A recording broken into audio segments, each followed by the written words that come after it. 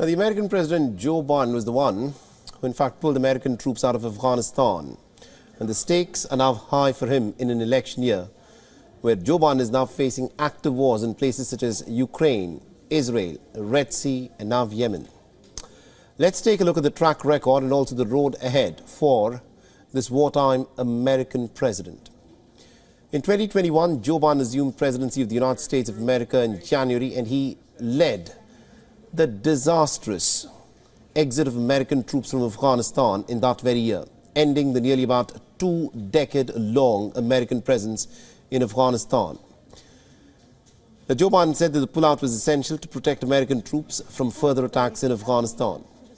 2 years later, Biden's decision haunts his administration, as the chaotic exit of the US brought back a new era of Taliban rule and also vaporized pretty much all the hard-fought freedoms for millions of Afghans.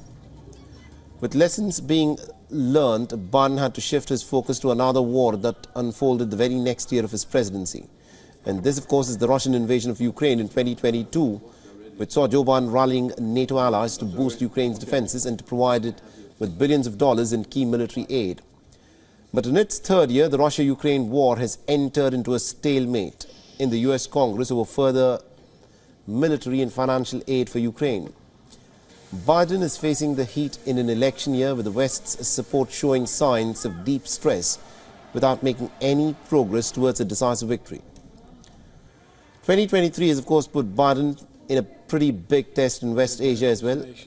After the 7th of October attacks, the Biden administration, remember, has backed the state of Israel to the hilt and has reached out to Netanyahu as Israel has tried to secure the release of the hostages, and in a war where Israel claims that it is going after Hamas, but has had devastating consequences for Palestinian civilians, in which over 23,000 Palestinians have been killed in this wave of bombings.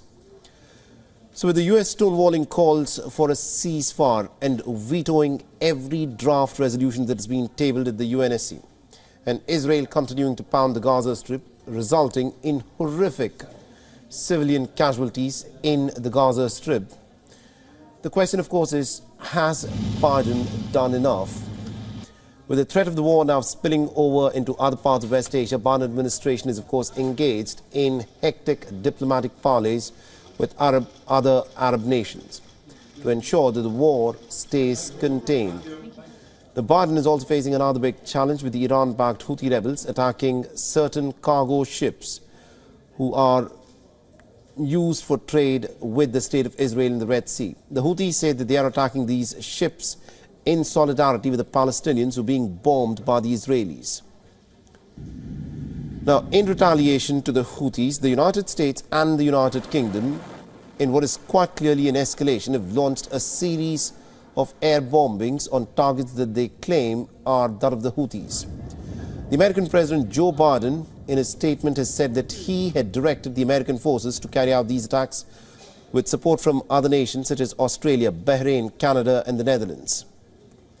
Now, from the American troop pullout in Afghanistan, supporting Ukraine amidst the Russian invasion and backing Israel to the hilt in West Asia and going after the Houthis in Yemen, Joe Biden's tenure as America's 46th president has been fraught with wars throughout and is certain to cast a huge cloud on his comeback, because the American people are looking at the billions of dollars that are being spent in these overseas wars and will be looking and asking questions of their president about the economic condition of the Americans back at home.